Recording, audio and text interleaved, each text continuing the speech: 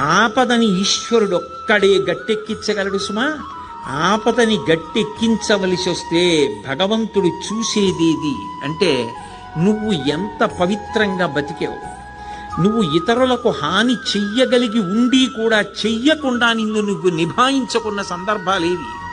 నీ కోపాన్ని నువ్వు ఎలా నిగ్రహించుకున్నావు, ధర్మానికి నువ్వు ఎలా కట్టుబడిపోయావో చూసి పరమేశ్వరుడు కౌగిలించుకుంటాడు. కబీర్ దాస్ గారు ఓ మాట అంటాడు, ధీరే ధీరే రేమనా ధీరే సబకుచి హోయ్ మాలీసించే సౌకర్య ఋతువాయే ఫల్హోయ్ అంటాడు.